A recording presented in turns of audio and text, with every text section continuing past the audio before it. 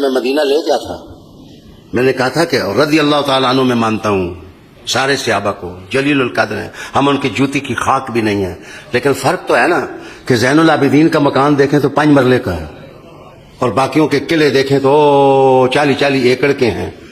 مجھے بتائیں علی کا ساتھ کون دیتا؟ علی کا ساتھ کون دیتا؟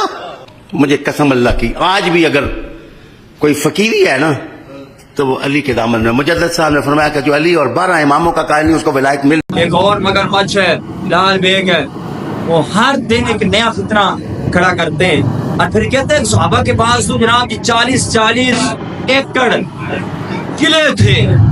اب وہ 40 ایکڑ کا ہم جناب دیکھتے ہیں کہ حضرت ابوبکر صدیق کے پاس کون سا 40 ایکڑ کا قلعہ تھا کہ جو اس کے مالک تھے۔ جب حضرت ابوبکر صدیق رضی اللہ تعالیٰ عنہ کی بیعت کر لی گئی، آپ کو خلیفہ مقرر کر دیا گیا، تو آپ صبح کے وقت اپنی چادر کو لے کر بازار میں گئے بیچنے کے لیے۔ آگے حضرت عمر فاروق رضی اللہ تعالیٰ عنہ ملے، عرض کی کہ حضور کدھر چلے جے؟ حضرت ابوبکر صدیق رضی اللہ عنہ نے جواب دیا کہ میں یہ چادر بیچنے کے لیے جا رہا ہوں تاکہ اپنے اہل و عیال کا خرچہ جو ہے وہ چلا سکوں، گھر تو چلانا ہے۔ وہ 40 ایکڑ کے قلعے کہاں ہیں کہ جو اپنی چادر کو بیچنے کے لیے اس نظریے سے جا رہے ہیں کہ اپنے گھر کا خرچہ چلانا ہے اور خلیفہ وقت ہیں۔ اور اس وقت حضرت عمر فاروق رضی اللہ تعالیٰ عنہ نے فرمایا حضرت کہ حضور آپ ایسا کام نہ کریں، آپ خلیفہ ہیں، آپ خلیفۃ المسلمین ہیں، آپ واپس آئیں، آپ کا جناب جی جو معاوضہ ہے، آپ کی سیلری ہے وہ بیت المال سے مختص کرتے ہیں، اس سے آپ کا خرچہ چلائیں گے، آپ نگرانی کریں، آپ جناب جی خلیفہ ہیں۔ پھر آپ حضرت عمر فاروق رضی اللہ عنہ کو جو ہے نا واپس لے کے آئے، پھر ان کا جناب جی وظیفہ مقرر کیا گیا، اور وظیفہ کتنا تھا؟ ایک عام بندے کی اتنی سیلری ہوتی اس وقت تھی، اتنی سیلری اتنا وظیفہ حضرت ابوبکر صدیق رضی اللہ تعالیٰ عنہ نے مقرر کر دیا۔ یہ تھے 40 ایکڑ کے قلعے، جو کہتا ہے کہ 40 ایکڑ کے قلعوں کے یہ مالک تھے، اللہ معاف فرمائے۔ اور پھر جب آخری وقت حضرت ابوبکر صدیق کا، ہو سکتا ہے کہ جیسے آج ایک بادشاہ بنتا ہے ایک وزیر بنتا ہے تو وہ 2 سال ہی گزرتے ہیں تو پھر کروڑوں کے خربوں کے مالک بن جاتے ہیں۔ ہو سکتا ہے کہ حضرت ابوبکر صدیق بھی بن گئے ہوں۔ ہم ان کی آخری زندگی کو دیکھتے ہیں کہ آخر جو وقت تھا حضرت ابوبکر صدیق کا، کتنا امیر ترین تھا وہ وقت۔ حضرت ابوبکر صدیق رضی اللہ تعالیٰ عنہ کیا فرماتے ہیں جب قریب المرگ تھے، حضرت اماں صدیقہ رضی اللہ تعالیٰ عنہ سے فرماتے ہیں میری بیٹی ہم نے اپنا جو وقت ہے بڑا سادگی سے گزارا ہے اور ہم نے کوئی درہم دینار بے فائدہ فضول خرچ نہیں کیا، اور اگر کسی وقت نہیں بھی ہے تو دلیا بنا کر ہم نے کھانا کھا لیا، اور ہمارے پاس جناب جی سخت اور موٹے کپڑے کے لباس تھے۔ آج تو ہمارے ہر موسم کا لباس ہے، ہر موسم کا لباس ہے، تو پھر بھی ہماری ناشکریاں ہیں۔ لیکن حضرت ابوبکر صدیق رضی اللہ تعالیٰ کیا فرما رہے ہیں؟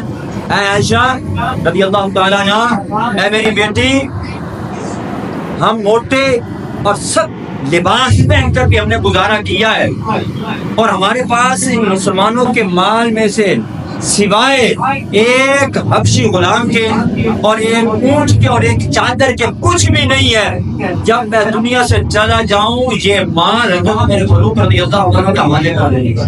یہ 40 ایکڑ کے قلعے تھے، جو کہتے ہیں کہ صحابہ کے پاس تو 40 ایکڑ کا قلعہ تھا اور اہل بیت رضوان اللہ تعالی علیہ مجمعین کے پاس تو کچھ بھی نہ تھا۔ کتنے برج بھرے ہوئے صحابہ کرام کے ان کے دلوں میں، اللہ اکبر۔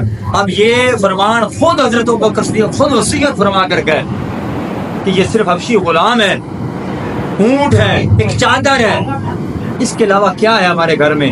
یہ جب میں رخصت ہو جاؤں تو یہ حضرت عمر فاروق رضی اللہ عنہ کے حوالے کر دینا۔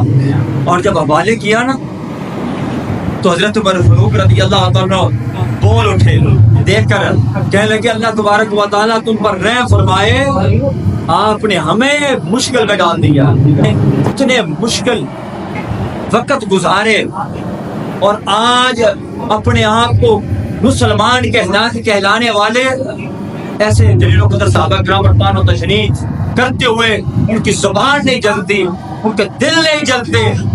اللہ تبارک و تعالیٰ ایسے فطروں سے محفوظ فرمائے اور ان کو تمام برباد کرے کہ ایسے مشکل وقت میں جنہوں نے دین کا کام کیا، اپنا سب کچھ لٹا دیا، ان کے متعلق آتان و تشریح کر ان کو نشانہ بنایا جا رہا ہے۔